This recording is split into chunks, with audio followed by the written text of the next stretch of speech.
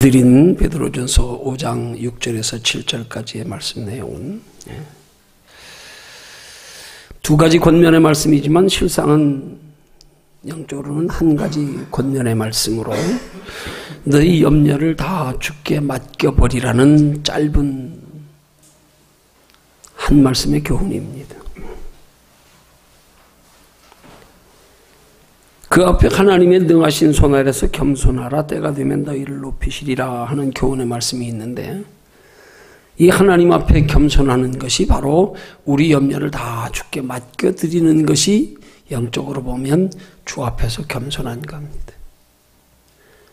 왜 염려를 다 주께 맡기는 게 겸손인가 하면, 우리가 적어도 주님 앞에 우리의 염려를 맡긴다고 하는 것은 우리의 염려를 주님이 해결해 주신다고 하는 믿음이 있는 사람이 맡길 수 있는 거고, 또 염려 가운데서 우리의 연약한 모습을 돌아보며 깨닫고 시인하는 자가 주 앞에서 겸손히 낮아지는 자이기에, 그래서 오늘 본문 6절과 7절의 말씀을 한 가지의 교훈으로 요약하면 우리의 염려를 주께 맡기는 믿음에 관한 교훈의 말씀인 겁니다.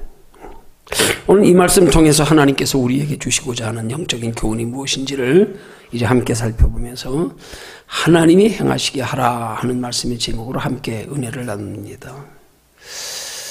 앞서 한 단어가 빠졌습니다. 그것은 하나님이 행하시게 하라 하는 말씀에 하나님과 행하시게 하라 하는 말씀 앞에 하나님이 앞서 행하시게 하라, 그런 말씀의 제목입니다.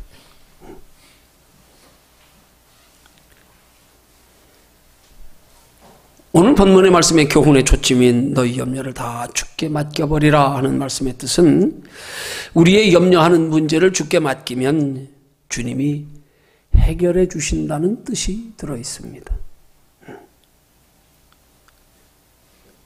그러면 우리의 염려하는 문제가 무엇일까요? 그것은 우리의 육신의 의식주 문제에 대한 염려고요, 또 한 가지로는 우리의 내일 일에 대한 염려입니다. 따지고 보면 같은 염려입니다. 육신의 의식주 문제도 오늘 육신의 의식주 문제 가지고 염려하는 사람은 없어요. 그죠? 오늘 먹을 건 있잖아요. 오늘 입고 있잖아요. 내일 먹을 것 없을까 봐, 내일 입을 것 없을까 봐, 내일 잠잘 것 없을까 봐, 장래일에 대한 염려. 마태복음 6장 25절이야 34절에서 예수님은 우리에게 염려에 관한 교훈의 말씀을 우리에게 가르치시면서 육신의 의식주 문제로 염려하지 말 것을 말씀하시는 중에, 그 염려에 대한 주님의 교훈의 결론의 말씀은 마태복음 6장 마지막 34절에서 이렇게 마무리합니다. 그러므로 내일 일을 염려하지 말라. 이 말씀은 곧 아직 우리 앞에 다가오지 않은, 그래서 내일 일이 어떻게 될지 모르는 불투명한 장래의 일에 대해서 주님께 맡기고 염려하지 말라는 말씀의 뜻입니다. 곧 그 말씀은 우리는 아직 다가오지 않아서 내일 일이 어떻게 될지 모르지만 그 내일 일도 하나님이 책임져 주실 것을 우리에게 가르쳐 교훈하시며 염려하지 말라고 말씀하시는 겁니다. 아직 너희에게 내일이 오지 않았지만, 아직 너희에게 내일 무슨 일이 있을지 알 수 없지만, 너희가 모르지만 염려하지 마라. 내가 책임져 줄 테니까. 그런 말씀입니다. 우리가 내일 일을 염려하지 않는다고 하는 것은, 오늘 일은 우리가 지금 맞닥뜨려서 행하고 있는 일들이지만 내일 일은 하나님이 앞서 행하시게 하라, 그런 의미가 들어있는 거란 말입니다. 그래서 성경은 말씀하기를 오늘 일은 오늘 염려로 족하다. 오늘에 닥친 일은 너희가 염려하며 걱정하며 근심하면서, 그러나 염려하며 걱정하며 근심하는 것을 가지고 하나님을 찾고 의지하면서, 그러나 내일 일에 대해서는 염려하지 마라. 내일 일은 내일 염려해라. 내일 일은 내가 너희보다 앞서 행할 테니까 너희가 염려하지 마라. 내일은 아직 너희에게 다가오지 않았기 때문에 너희 날이 아니다. 오늘 하루만 너희에게 주어진 날이다. 내일 일은 난 몰라요. 하루하루 살아요. 오늘 하루가 하나님께서 내게 허락하신 내 날이라는 사실입니다. 내일은 내 날이 아니고 하나님이 주관하시는 날이기에 내일 일에 대해서는 너희가 염려하지 말란 말입니다. 아직 너희 날이 아니야. 우리가 내일 일을 염려하는 게 왜 염려합니까? 한번 생각해 보십시오. 내일 일도 우리에게 주어진 날이라고 생각하니까 염려하는 거예요. 내일 일도 오늘 일처럼 내가 결정하고 내 수단 방법으로 해결하려고 하니까 염려하게 되는 거예요. 내일 일이 어떻게 될지 알면 내가 계획하고 내가 어떻게 처방을 미리 내려서 미리 준비하고 있을 텐데 내일 일은 아직 내게 오지도 않았는데 그 내일 일이 어떻게 될지도 모르면서도 막연하게 그 내일조차도 내가 해결하려고 하니까 염려하는 거란 말입니다.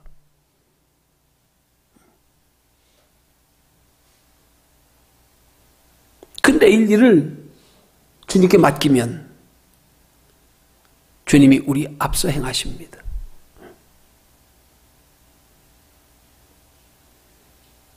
그러므로 우리가 내일 일을 주님께 맡기는 것은 곧 우리의 내일 일을 하나님이 앞서 행하시게 하는 거란 말입니다.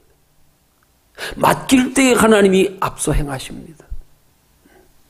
맡기지 않으면 하나님이 앞서 행하시지 않습니다. 내일 일을 하나님께 맡기는 게 믿음입니다. 우리가 내일 일을 하나님께 맡기는 것으로 믿음을 보일 때 그 믿음대로 하나님이 내일 일을 맡아주신단 말입니다. 앞서 행하신단 말입니다.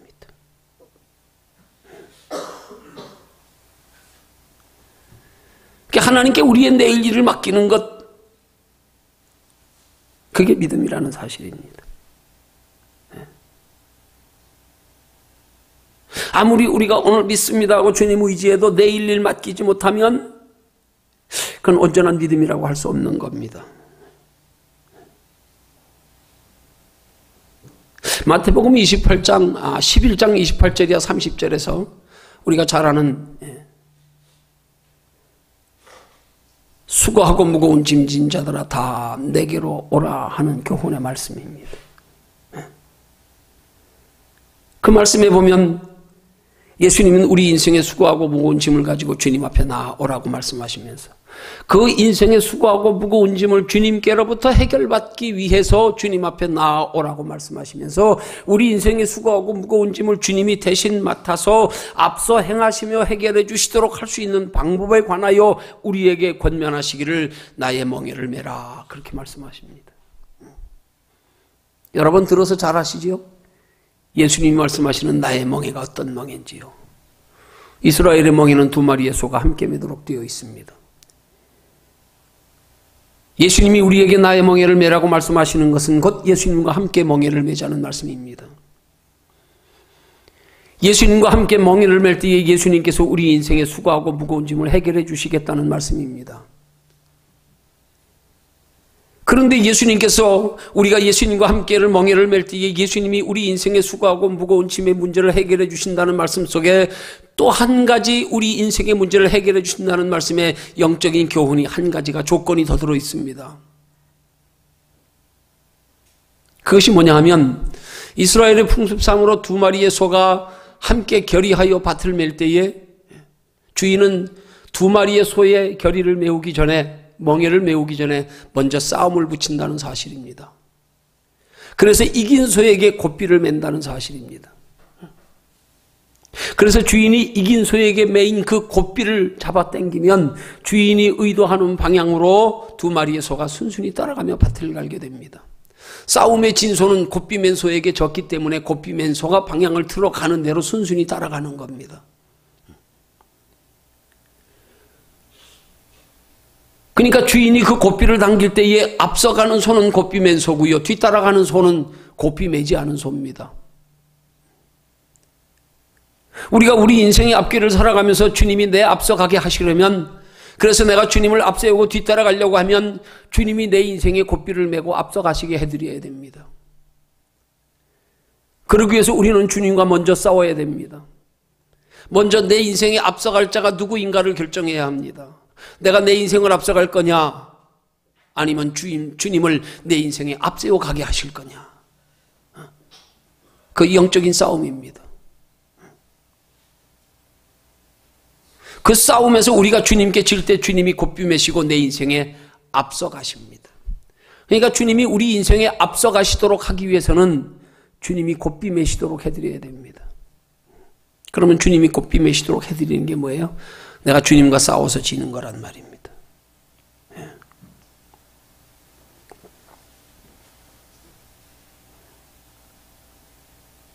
내가 주님과 싸워져서 주님이 내 인생의 앞에 앞서 행하시도록 하는 거란 말입니다. 그러면 주님과 싸워서 진다는 말의 영적인 의미가 뭐겠어요? 내 인생의 주인을, 내가 내 인생의 주인으로 삼고 살던 내 인생을, 내 주인의 자리를 주님께 내어드린다는 뜻입니다.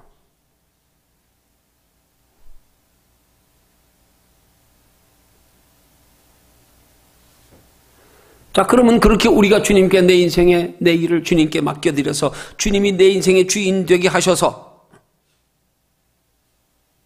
그래서 주님이 내 인생의 앞길을 앞서 가시면서 우리의 삶의 모든 문제를 주님이 해결해 주시고 인도해 주시고 주님이 주관하시도록 해드리도록 그렇게 하는 것이 구체적으로 어떻게 하는 것인가. 그것이 오늘 말씀의 제목처럼 하나님이 앞서 행하시게 하라 하는 겁니다. 그 하나님이 우리 인생에 앞서 행하시도록 하게 해드리기 위해서 구체적으로 우리는 어떻게 해야 되는가. 그걸 말씀을 통하여 교훈받으려고 하는 겁니다. 주님을 내 인생에 앞서가도록 해드리는 건 그건 무엇을 의미하는 거예요? 내 인생의 앞길을 주님 앞에 맡겨드리는 걸 의미하는 겁니다. 그럼 내 인생의 앞길을 주님 앞에 맡겨드리려면 어떻게 해야 됩니까? 어떻게 하면 맡길 수가 있을까요? 네. 맡겨드리기 전에 주님이 내 인생의 앞길을 맡겨드리면 주님이 책임져 주신다는 믿음의 확신이 있어야 된단 말입니다. 그래야 맡겨드릴 수 있는 거예요. 오늘 우리가 우리 인생의 앞길을 주님께 맡겨드리지 못하는 이유가 뭡니까? 단 한 가지입니다. 주님께 맡겨드리면 주님이 내 인생의 내 일을 내가 사는 것보다 더 쉽게 편하게 빠르게 더 복되게 인도해 주신다는 확신이 없기 때문에 내 인생의 내 일을 주님께 못 맡겨드리는 겁니다. 그것만 믿어지면 맡겨드릴 수 있잖아요. 우리의 인생의 과정에 힘들고 고난이 겹치는 이유가 뭡니까? 우리가 자꾸 영적으로 주님과 싸워 이겨서 내 인생의 고삐를 내가 메고 살아서 그렇단 말입니다. 내 인생의 앞길을 내가 만들어 가려고 하니까 그렇단 말입니다. 주님이 앞서 행하시게 하고 뒤따라가면 쉬운데 그 믿음이 안 되니까, 그게 안 믿어지니까, 주님이 내 인생에 앞서서 가게 해드리면 내 인생이 내가 사는 것보다 훨씬 쉽고 편한데, 행복한데, 영육간의 축복이 약속되고 보장되어 있는데 이게 안 믿어지니까, 그래서 자꾸 내가 앞서간단 말이야. 내가 앞서가느라고 힘든 거예요. 마치 고삐맨 소처럼요. 주인이 고삐를 잡아당길 때마다 얼마나 코가 아프겠습니까? 어? 내 인생의 주인이 난 것 같지만 실상은 내가 아니라 하나님이십니다. 하나님이 내 인생의 고삐를 쥐고 계십니다. 그러나 내 인생의 고삐를 하나님이 쥐고 있는 그 고삐를 내 앞서 예수님이 고삐를 메시도록 해드리면 난 따라만 가면 된단 말입니다.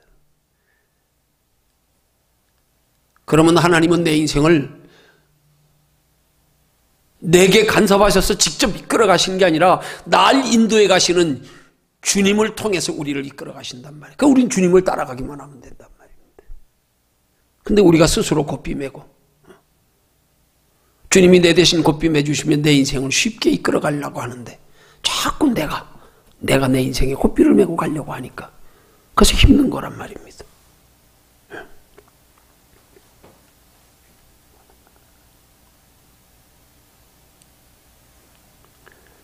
내 인생의 고삐를 잡고 계시는 내 인생의 주인이 내 인생의 생사화복을 주장하시는 하나님이신데, 그 하나님께서 내 인생을 주장하실 때 내게 직접 주장하시도록 하지 않고 주님을 통해서, 우리 안에 거하시는 성령님을 통해서 내 인생을 주장해 가시도록 하고, 우리는 그 성령님의 인도만 따라가면 쉬운데, 우리는 자꾸 하나님께 내 인생을 내게 인도하기를 구하고 있으니까, 내 머리에, 내 생각에, 내 결정에, 내게 말씀하세요. 내게. 하나님이 그렇게 말씀하셔도 믿지도 못하면서도, 여전히 내가 깨달아져야, 내가 믿어져야, 내가 여건이 돼야, 내가 계산해보고 그러고 가느라고 하니까 얼마나 힘듭니까?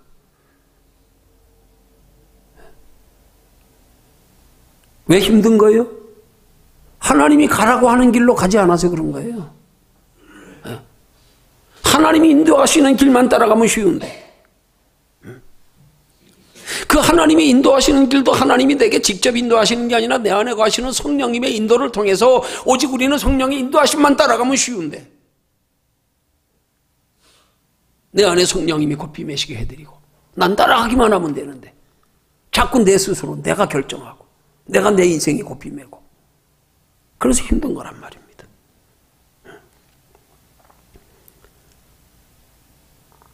하나님의 택한 백성으로 영원한 하나님의 나라의 비밀을 알고 사는 우리 성도로서 우리 인생을 쉽게 사는 비결이 뭡니까? 주님 가라는 길로만 가면 돼요. 내 대신 내 인생의 고삐를 메고 계시는 내 안에 계시는 주님만 따라가면 돼요. 내 인생의 앞길을 주님께 맡겨드려서 앞서가시는 주님만 그냥 따라가면 된단 말입니다.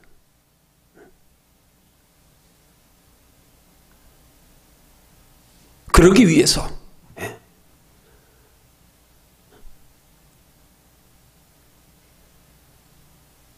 우리 인생의 주인이 내 안에 거하시는 주님이 되어서 주님이 앞서가심으로 쉽게 따라가는 것으로 인생을 쉽고 평안하고 행복하게 살기 위해서,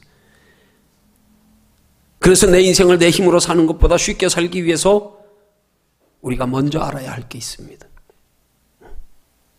그것은 내 인생을 내 힘으로 사는 것보다 하나님께 맡겨 사는 게 훨씬 쉽고 편하다는 사실이, 이게 깨달아져야 됩니다. 이게 믿어져야 됩니다. 이게 체험되어져야 됩니다.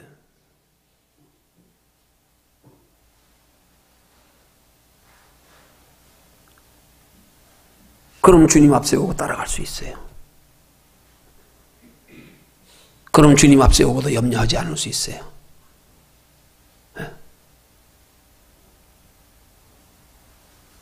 그럼 어떻게 하면 깨달아지고 믿어질 수 있을까요? 어떻게 하면 깨달아지고 믿어지고 체험되어질 수 있을까요? 그러기 위해서 먼저 내 인생을 내 힘으로 사는 것보다 하나님께 맡겨 사는 게 훨씬 쉽고 편하다는 사실이 깨달아지고 믿어지고 체험되어지는 것이, 이게 얼마나 복되고 귀한 것인지에 대한 인식이 생겨야 된단 말입니다. 이게 주님이 내 인생을 앞세워가게 하는 게 이게 정말 쉽게 사는 거구나. 이게 진짜 편하게 사는 거구나. 이 필요성이 인식이 돼야 된단 말이에요. 마치 주님께서 천국이 우리에게 얼마나 귀하고 복된 것인지를 인식시켜 주시기 위해서 밭에 감추인 보화의 비유로 말씀하시듯이요. 야, 천국은 이런 거야. 하면 비유로 말씀하시기를, 어느 날 농부가 밭을 갈다가 그 밭에 감추인 보화를 발견하고는 그 밭이 자기 소유의 밭이 아니기 때문에 주인에게 그 자기 소유가 아닌 밭에, 그 주인에게 이 밭에 보화가 감춰져 있다는 사실을 숨겨두고 돌아가서 자기의 있는 소유를 다 팔아서 그 밭 주인에게 그 밭을 샀다는 이야기예요. 왜요? 그 밭에 감추인 보화의 가치를 알았기 때문에. 너희가 천국을 소유하기를 원하느냐? 그렇거든 먼저 천국의 가치 먼저 알아라. 먼저 천국의 가치에 대한 인식부터 바르게 가져라. 이게 먼저 우리 바르게 이 가치 인식이 먼저 돼야 된단 말이에요. 이게 주인이 내 인생에 앞세워서 먼저 가게 해드리는 것이 얼마나 우리 인생을 쉽고 편안하게 행복하게 쉽게 사는 비결인지 이게 먼저 여기서 인식이 돼야 된단 말입니다. 아, 그게 그래서 귀한 거구나.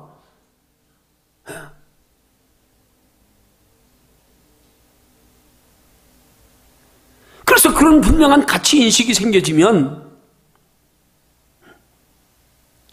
그러면 이렇게 주님께 내 인생의 앞길을 맡겨 살아드리는 그 방법에 대해서 관심이 생긴단 말이에요.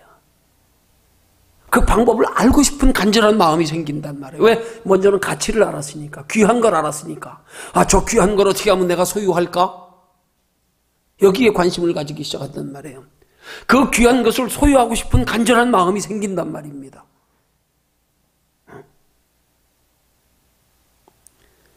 그렇게 그 귀한 것의 가치를 알고 그 귀한 것을 간직하고 싶어하는, 그래서 내 소유 삼고 싶어하는 귀한 것에 대한 관심과 간절함이 생기면 이제 그것을 소유할 수 있는 방법을 가르쳐주는 하나님의 말씀에 귀가 기울여지게 돼 있다 이 말입니다. 사모하여 듣게 돼 있단 말입니다. 그러면 깨달아지기 시작하는 거예요. 그러면 믿어지기 시작하는 거예요.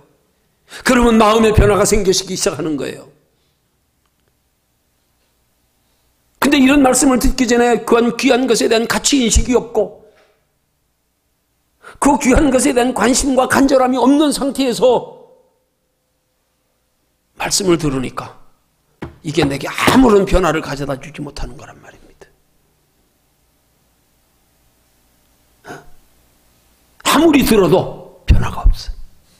변화가 없어. 그 듣는 말씀이 얼마나 가치 있는가에 대한 가치인식이 없으니까. 그 가치인식이 있어서 듣는 말씀에 관하여 관심을 가지고 귀를 기울이고 간절히 사모하여 들을 마음이 가치인식이 없으니까 안 되는 거예요. 이게 안 되는 거예요. 건성으로 듣게 되는 거예요. 건성으로 들으니까 성령이 역사하셔서 변화시킬 수가 없는 거예요.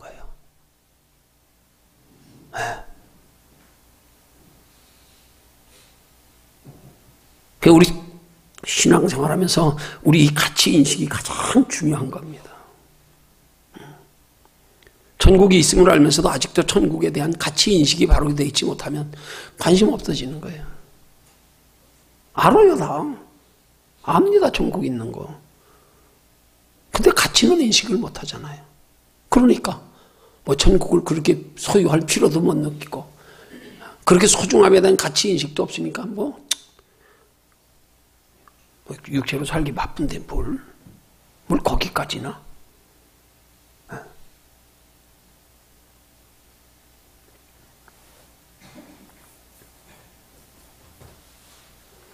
천국에 대한 가치인식이 분명하게 심어지고 거기에 관심 가지고 어떻게 하면 그걸 소유할 수 있을까? 어떻게 하면 내 인생을 주님께 맡겨드려서 주님 앞서게 하고 따라가는 게 내 인생이 정말로 행복하고 쉽고 편하고 즐거운 길인데, 복된 길인데 어떻게 하면 그 방법을 배울 수 있을까? 관심 가지고 간절히 사모하여 귀 기울여 들으면 성령의 역사가 시작되는 거예요. 내 속에 변화가 일어나기 시작하는 거예요. 나도 알 수 없어요. 내 마음이 변화된 것을.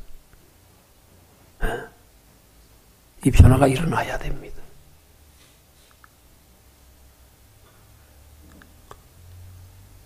그래야 거듭난 자다운 신앙생활이 출발되는 겁니다.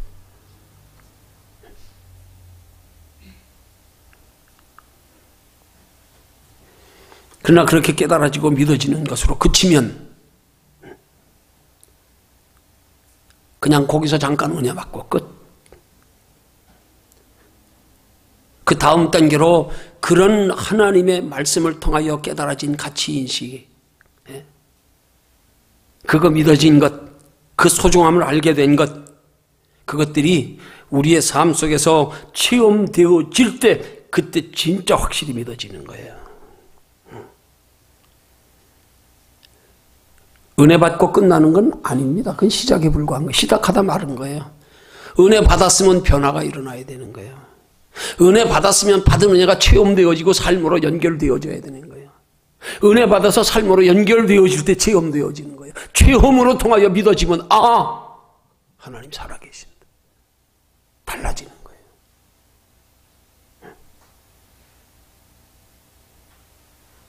그래서 내 인생을 내 힘으로 사는 것보다 하나님께 맡겨 사는 게 훨씬 쉽고 편한 것이 실제로 체험되어지기 위한 믿음의 행위가 필요하단 말입니다. 그게 뭡니까? 그게 실제로 맡겨드려야 된단 말입니다. 들었으면 그래서 맡겨야 되는 거구나. 맡기면 쉬운 거구나. 듣고 나니까 깨달아지고 믿어지네요. 그럼 이제 체험해야지요. 그러기 위해서는 실제로 맡겨봐야지요. 하나님 앞에요. 예. 머리로 지식으로 깨닫고 아는 것에 믿는 것에 그치지 않고 내 인생을 하나님께 맡겨 사는 믿음의 행위가 있어야 체험되어지기 시작한단 말입니다.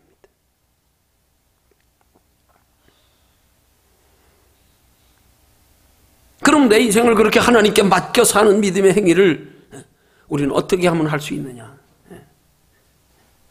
그게 오늘 말씀의 관점입니다. 초점입니다. 여기 핵심입니다. 여러분, 우리가 하나님의 말씀을 듣고 깨달아져 믿어진다 그래서 우리 힘으로 우리 인생을 하나님께 맡겨 살아가는 믿음의 행위가 될 수 없습니다. 근데 우린 여기서 착각한단 말이에요. 여기서. 듣고 깨달았으면, 믿어졌으면, 은혜 받았으면 그다음부터 내가 해야 된다고 생각하니까. 은혜 받을 땐 좋았는데 막상 그렇게 살려고 하니까 힘드네요. 그렇게 살려고 하니까요. 내 의지로 그렇게 살려고 하니까요. 그게 문제란 말입니다.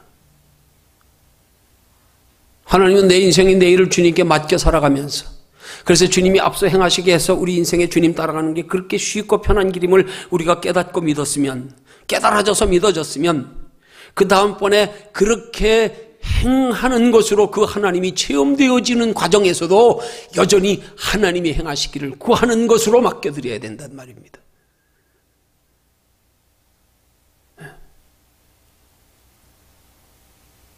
자, 그러면 구체적으로 어떻게 하는 게 내 인생을 하나님께 맡겨서 사는 믿음의 행위인가?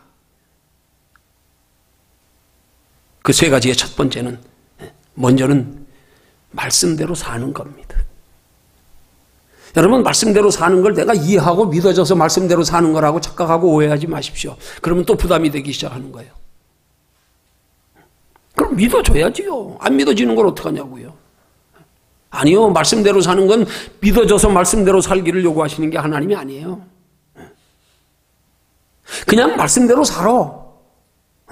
몰라도 그냥 그렇게 살아. 영문 모르고 그래도 그렇게 살아. 어린아이가 부모가 시키면 그냥 영문 모르고 순종하듯이 그냥 그렇게 살아. 믿어지지 않아도, 이해되어지지 않아도. 아브라함이 하나님의 말씀에 내 본향 본토 친척을 떠나 내가 지시할 땅으로 가라니까 어딘지도 모르고 떠나간 것처럼 믿어지지 않아도, 몰라도, 이해되지 않아도 그냥 순종해. 그냥 내 인생을 하나님께 맡겨. 내 인생 맡겨도 하나님이 책임져 주신다는 믿음이 혹시 없더라도 그냥 맡겨.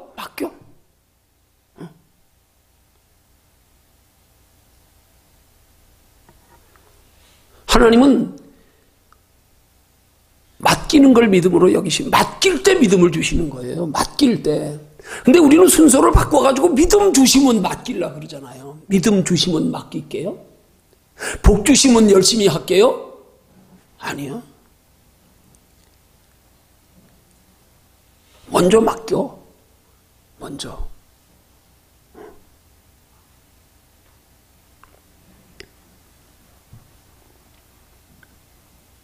믿어져서 행하는 게 아니라 믿어지지 않아도 먼저 행하면 그럼 하나님이 믿음을 주세요. 그러니까 우리가 하나님을 앞세워 행하는 것은 믿어지지 않아도 먼저 행하는 게 하나님을 앞세워 행하시게 하는 거란 말입니다. 말씀이 이해되어지지 않고 믿어지지 않지만 말씀 따라가는 게 앞서 행하시는 하나님 따라가는 거란 말입니다.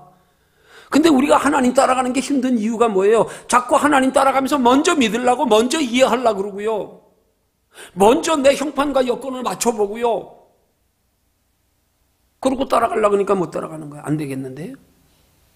모르겠는데요? 믿어지지 않는데요? 여건이 안 되는데요? 안 되는 거예요. 그러니까 순서가 바뀌어서 그래요. 하나님의 말씀은 알고 따라가는 게 아니에요. 모르고 따라가는 거예요. 따라가다 보면 알게 되는 거예요. 그게 아브라함의 경우 아닙니까? 갈 바도 알려주지 못하고 그냥 내가 내게 지시할 땅으로 그래. 가다 보니까 다 달았잖아요. 갈 바도 알지 못한 채로. 날 때부터 소경된 사람에게 예수님이 땅에 침을 뱉어 진흙을 이겨 눈에 바르고는 실로암 못에 가서 씻으래요. 눈에 뭘 발랐는지도 모르고 저분이 내 눈에 뭘 바른 분이 누군지도 모르고 왜 실로암 못에 가서 씻으라 그러는지도 모르고 그냥 영문 모르고 순종해서 눈 뜨여지고 나니까 믿어진 거예요. 아하, 그분이 하나님의 아들이시구나, 예수시구나. 영문 모르고 순종했잖아요. 우리 하나님 따라가는 건 내비게이션 따라가는 거하고 똑같아요. 길 아는 사람이 내비게이션 보고 갑니까? 갈 필요 없잖아요. 근데 다 아는데 뭘 내비게이션 봐요. 왜 얼굴도 모르는 여자 목소리 듣고 그렇게 맡기고 따라가냐고요. 아, 내비게이션은 잘 따라가. 그 안내하는 여자가 누군지도 몰라. 얼굴 한 번도 본 적 없어. 근데 어떻게 그렇게 믿고 잘 따라가요? 아니, 모르는 여자 말도 그렇게 쉽게 믿고 따라가면서 어떻게 하나님 말씀은 믿고 못 따라가냐 이 말이에요.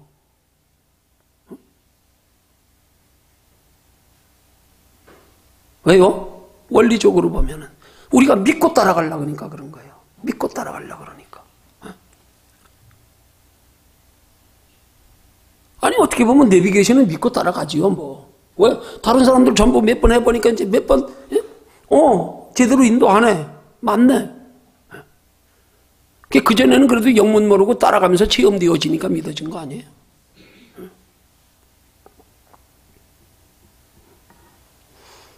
우리는 신앙생활의 축복의 원리가 하나님이 내 인생을 앞서가시면서 내 인생을 주님이 직접 책임져 주시며 앞서 행하시게 하는 비결이 뭐냐? 믿고 따라가려고 하지 말고 따라가면 믿어지는 거라는 사실을 우리가 알아야 돼요. 아, 따라가 보자. 따라가 보자.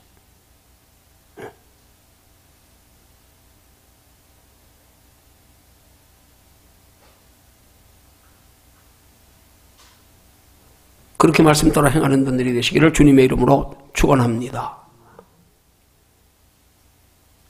그 다음 두 번째로요. 구체적으로 어떻게 하는 게 내 인생을 하나님께 맡겨 하나님이 앞서 행하시게 하는 겁니까? 그 두 번째가 매사의 모든 일을 기도로 행하는 겁니다. 기도로 행하는 게 내 인생을 하나님께 맡기고 사는 겁니다. 기도로 하나님의 뜻을 물으며 기도로 하나님께 도움을 구하며 매사의 모든 일을 하나님 편에서 바라보고 생각하는 것, 그게 기도입니다. 쉬지 말고 기도하라는 말씀의 뜻이 이렇게 행하라는 거예요. 이렇게 행하라는 거예요. 매사의 모든 일을 기도로 하나님의 뜻을 묻고 하나님의 도움을 구하고 무슨 일이든지 하나님 편에서 바라보고 생각하는 거, 이게 바로 쉬지 말고 기도하는 거란 말입니다. 그럴 때 하나님께서 내가 기도로 하나님의 뜻을 물으며 하나님께 도움을 구하며 하나님 편에서 바라보고 생각하는 것들에 하나님이 앞서 행하시며 우리를 인도해 가신단 말입니다. 깨달아지게 하시고 믿어지게 하시고 마음의 감동도 주시고 환경으로도 인도하시고. 그렇게 하나님께 기도로 맡겨 행하는 신앙생활의 결과가 하나님이 앞서 행하심이 되는 거란 말입니다. 하나님이 앞서 행하시는 일은 우리의 삶의 모든 것이 결국 가서 보면 반드시 합력하여 선을 이루게 되어 있습니다. 전화위복이 되게 되어 있습니다. 영육간의 유익이 되게 되어 있습니다. 순종하여 가고 나서 돌아보면 압니다. 아, 그렇구나. 그렇구나. 뒤에 가면 알게 됩니다.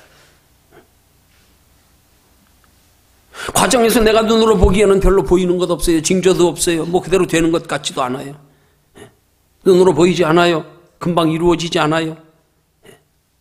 그렇지만 나중에 보면, 하나님 나라에 가서 보면, 아, 그랬구나.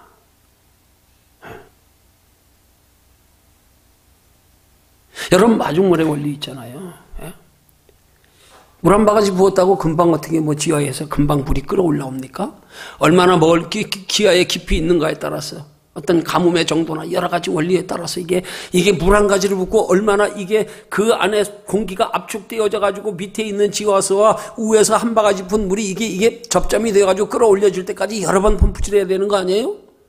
물 한 바가지 그면 그냥 바로 올라오던가요? 아니잖아요. 우리가 매사에 모든 일을 기도로 한다 그래서 우리가 생각하는 것처럼 우리가 원하는 때에 금방금방 하나님이 응답 주십니까? 그렇지만 인내하며 꾸준히 반드시 응답하신다는 믿음을 가지고 기도하면 하나님은 때가 되면 응답하시고 때가 되면 보이시게 할 때가 온단 말입니다. 그러면서 하나님이 우리에게 주시는 축복의 원리가요, 하나님 우리 믿음의 수준을 따라섭니다. 우리 믿음의 수준을 따라섭니다. 다 똑같이 주시는 거 아닙니다. 내가 원하는 만큼 주시는 거 아닙니다. 그것이 내 영혼의 유익이 될 수 있는 정도까지지요. 좀 더 한 차원 더 높게는 그 믿음의 수준, 그가 무엇에 더 관심이 있는가에 따라서 하나님이 주시는 축복의 모양은 달라질 수 있어요. 예를 들어 말씀드립니다. 여러분, 모세 같은 사람은요, 애굽의 바로 왕의 공주의 아들이라 칭함을 거절하고요, 자기 동족들과 함께 고난받는 길을 선택했는데 그 이유를 뭐라고요? 하나님의 나라의 상주심을 바라봄이라 그랬어요. 여러분, 모세에게 바로 왕의 공주의 아들일 정도면 나중에 왕위를 물려받을 사람, 얼마나 큰 부귀영화를 받은 겁니까? 그것도 하나님께로부터 받은 복이라고 우리는 보면 얼마나 큰 복을 받은 사람입니까? 그런데 모세는 그 복보다도 영원한 하나님의 나라의 상주심을 더 귀한 것으로 본 사람이에요. 그러면 그런 모세 같은 신앙의 사람에게 하나님이 육신의 복 주신다 그러면 모세의 입장에서는 어떨 것 같아요? 아마 내가 모세라 그러면 난 그럴 것 같아요. 하나님 저 잘못 보셨네요. 잘못 보셨네요. 하나님 내 수준이 그렇게밖에 안 보이십니까? 나는 이렇게 부귀와 영화를 다 누릴 수 있음에도 불구하고 이것으로 만족하지 못해서 하나님 나라의 영원한 상 바라보고 지금 그거 다 버렸는데 하나님이 나한테 육신의 축복 주는 걸로 만족하겠냐 이 말이에요. 하나님 저 잘못 보셨네요, 수준을. 그러지 않겠냐 이 말이에요. 하나님이 그런 사람에게 육신의 복을 주시겠냐고요. 그것보다 더 영원한 것에 관심이 있는 사람에게. 아브라함에게 종이 318명이나 되는 그 복을 가지고 이 땅에서 누리지 아니하고 그 아들 이삭과 야곱으로 더불어 3대에 걸쳐서 장막 생활했대요. 왜요? 하나님의 나라의 영원한 기업 바라보고요. 근데 거기다 아브라함에게 하나님이 육신의 복을 더 주시면 아브라함 생각이 어떻겠어요? 하나님, 나 지금 이걸로 만족하지 못해요. 내가 원하는 건 육신의 복이 아니에요. 하나님 저 그렇게밖에 안 보이세요? 그 정도 신앙의 수준의 사람이면 육신의 복이 의미가 있겠어요? 그 정도를 추구하는 사람이면 육신의 복을 그렇게 가치 있게 여기겠어요? 예. 믿음만큼입니다. 믿음만큼. 내가 소중히 여기는 것으로 주십니다. 그 소중히 여기는 것을 이루는 데 필요한 것을 주십니다. 그걸 영육간의 복이라 그러는 거예요. 그 우리가 소중히 여기는 인생의 가치관의 수준이 올라갈수록 하나님이 주시는 것은 영육간에 더 풍성해지는 겁니다. 그 신앙의 단계가 올라갈수록 하나님이 복 주실수록 믿음은 더해지는 겁니다. 그렇게 우리의 신앙이 성장해 가면서 우리의 하나님께로부터 복을 구하는 목적이 달라지고, 복을 주시는 것에 우리가 이 땅에 그 복을 가지고 살아가는 삶의 모습이 달라지고, 이렇게 점점점 달라져서 우리의 삶도 궁극적으로는 아브라함과 같이, 모세와 같이, 하나님, 나 이제 이런 육신의 복에 관심 없어요. 왜? 더 크고 영원한 걸 알았기 때문에. 내가 그 더 크고 영원한 것을 준비하며 살아가는데 부족함이 없도록만 주시면 난 더 이상 원하지 않습니다. 그런 의미에서 시편 기자가 하나님 앞에 간구한 기도의 내용, 하나님이여 나로 부하게도 마옵시고 가난하게도 마옵소서. 그의 신앙은 이제 부하고 가난한 것에 관심의 초점이 가 있는 게 아니라는 사실을 의미하는 거예요. 오직 하나님의 영광.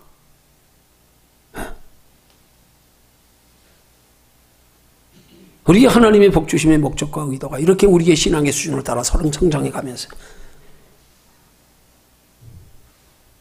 육신의 복보다 영원한 복을 더 소중히 여겨서 복이 있든 없든 그걸 통해서 하나님의 나라를 준비하며 살아갈 수 있는 신앙이 될 수 있도록 하나님은 우리의 신앙이 그렇게 자라가기를 원하셔서 그렇게 우리의 신앙이 자라가면서 영원한 하나님의 나라까지 영원한 복을 받게 하시려고 우리 인생에 앞서 행하기를 원하시는 주님이신 줄로 믿으시기를 주님의 이름으로 축원합니다.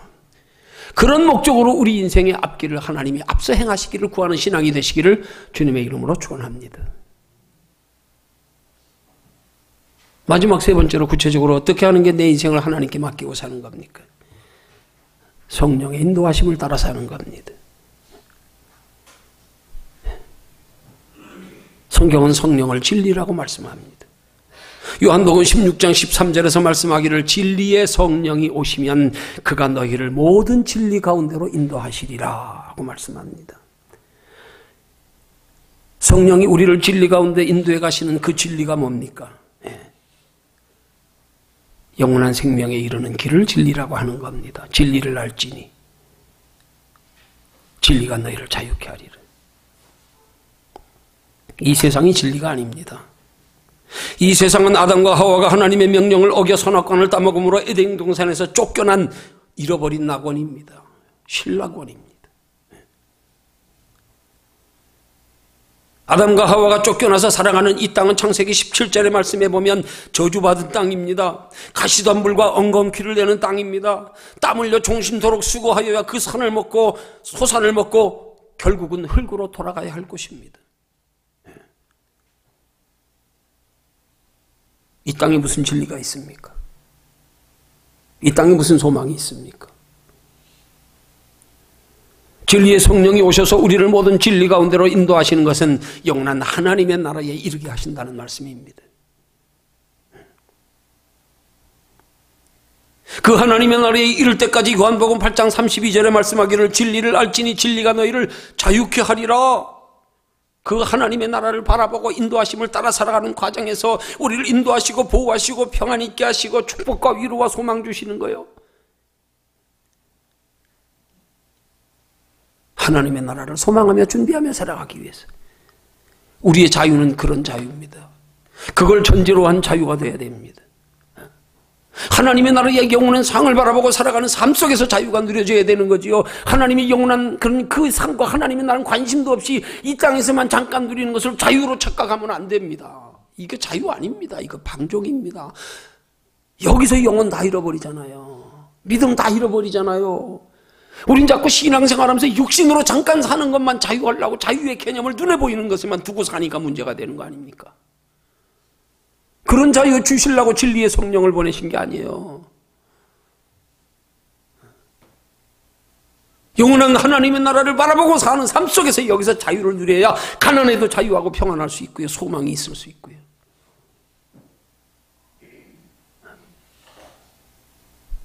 잠깐 누리는 것으로 자유 누리라고 하나님이 성령으로 우리를 진리 가운데로 인도해 가시는 거 아닙니다. 이 세상은 진리가 아닙니다. 그 진리의 성령이 누굽니까? 마태복음 28장 20절에서 예수님은 부활 승천하시기 직전에 제자들에게 하신 말씀이 뭡니까? 볼지어다 내가 세상 끝날까지 너희와 항상 함께 있으리라. 아니 지금 올라가시면서 부활 승천하시면서 세상 끝날까지 함께 계신대요. 그럼 예수님이 뭘로 함께 계신다는 소리예요? 부활하셔서 성령으로요. 우리 안에 함께 계신단 말입니다. 세상 끝날까지 우리와 함께 계시는 예수님. 그 누굽니까? 부활하신 예수님 아닙니까? 성령님 아닙니까? 어디 계십니까? 우리 안에요. 예. 그러면 주님께서 왜 우리 안에서 세상 끝날까지 우리와 함께 하십니까?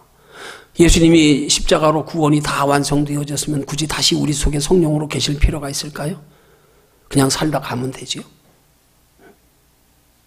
세상 끝날까지 주님이 우리 안에서 우리와 함께 하심의 이유와 목적은 우리를 영원한 하나님의 나라에 이르기까지 믿음 잃지 않게 우리를 지켜보호 하시려고요. 하나님 나라 준비하며 사는데 육체로 지장되지 않도록 때를 따라 우리를 먹이시고 입히시며 도와주시려고요.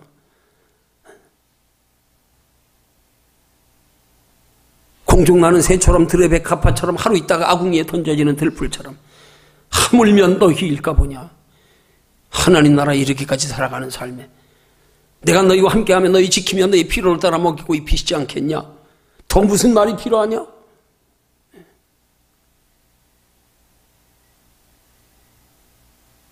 기도로 말씀에 순종하는 것으로 성령의 인도하심을 따라가면 하나님이 우리 인생에 하나님의 나라에 이르기까지 앞서 행하십니다.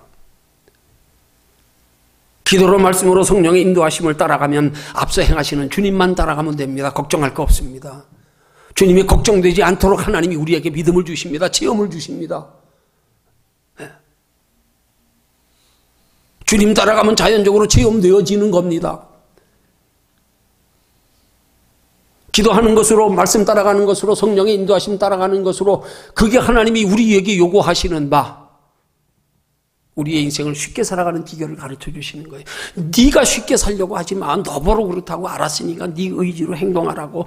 야, 너 뭐해 열심히 해, 이렇게 해, 저렇게 해. 아니, 기도만 해. 말씀만 따라가. 성령의 인도하심만 따라가. 그러면 그때 마땅히 행할 바는 성령이 가르쳐 주실 테니까, 할 수 있는 마음도 주시고 용기도 주시고 믿음도 주시고 하나님이 하실 테니까, 너는 기도하기를 힘쓰고 말씀 따라가기를 힘쓰고, 말씀을 통하여 성령이 너희 마음속에서, 너희 속에서 행하시는 하나님이 인도하시거든. 붙잡고 따라가기만 해. 그러면 하나님이 앞서 행하신다. 그러면 너희가 너희 인생 사는 것보다 쉽다. 수고하고 무거운 짐진 자들아 다 내게로 와라. 내가 너희 쉬게 하리라. 내 짐은 쉽고 내 멍에는 가볍다. 너희가 너희 인생을 살려고 하는 것보다 주님 기도하며 말씀 따라가며 성령의 인도하심 따라 붙잡고 따라가는 게 너희 인생을 너희가 사는 것보다 쉽다. 내 짐은 쉽고 가벼움이라. 그렇게 살아가는 것이 하나님이 우리 앞서 행하시게 하는 신앙생활의 비결이란 말입니다. 기도해라. 매사의 모든 일에 기도로 주님 의지해라. 주님 뜻 물어라. 매사의 모든 일 하나님 배를 바라보고 생각해라. 그리고 말씀 믿어지지 않아도 따라가라. 순종해보면 알아. 순종하고 나면 알아. 아, 그렇구나. 알아. 성령의 인도하심 따라가 살아보면 알아. 그렇게 살아. 그게 하나님 앞서 행하게 하시는 거다.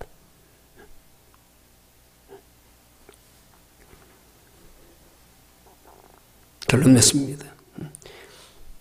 우리의 신앙생활의 모든 일을 기도로, 말씀으로, 성령의 인도하심을 따라 살아가는 것으로 우리의 짧은 육체로의 인생 여정의 길에, 영원한 하나님의 나라에 이르기까지의 인생 여정의 길에 하나님이 앞서 행하시게 해서 영원한 하나님의 나라에 이르기까지 평안하고 복된 길로 인도함을 받아 사는 저와 여러분들이 되시기를 주님의 이름으로 축원합니다.